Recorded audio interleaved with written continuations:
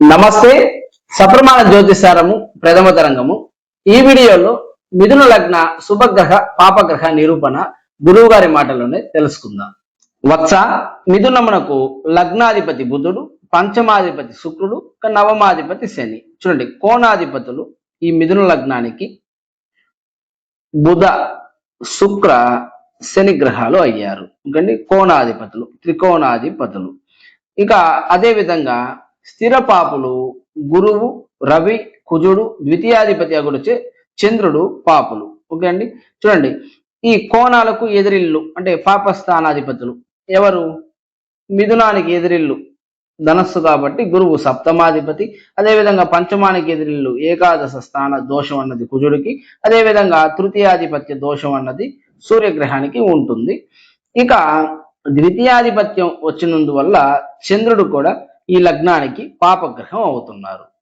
ద్వితీయాధిపతి శుభుడైన అష్టమాధిపతి అశుభుడిగా, అష్టమాధిపతి అశుభుడుగా ఉన్నట్లయితే ద్వితీయాధిపతి శుభుడుగా నియమితమై ఉండుట చేత చంద్రస్థానమునకు చూడండి, మనకు ఒక 2 లగ్నాలకు తప్పించి అన్ని లగ్నాలకు ద్వితీయాధిపతి శుభగ్రహం అయితే అష్టమాధిపతి పాపగ్రహం, అదేవిధంగా అష్టమాధిపతి శుభగ్రహం అయితే ద్వితీయాధిపతి పాపగ్రహంగా ఉంటారు. అదొక నియమము.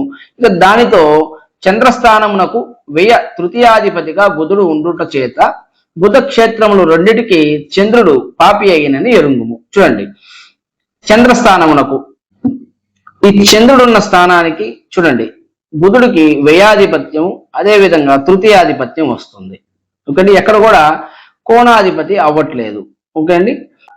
అదేవిధంగా ఇక బుధుడు ఈ 2 క్షేత్రాలకు అంటే మిథునానికి చంద్రుడు ద్వితీయాధిపతి అవ్వడం, అదేవిధంగా కన్యకు ఏకాదశ స్థానాధిపతి అవ్వడం.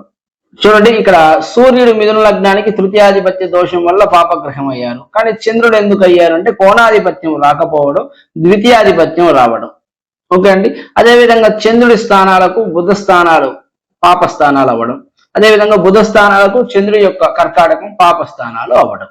ఇక అదేవిధంగా వచ్చే వీడియోలో కర్కాటక లగ్న శుభగ్రహ పాపగ్రహ నిరూపణ తెలుసుకుందాం.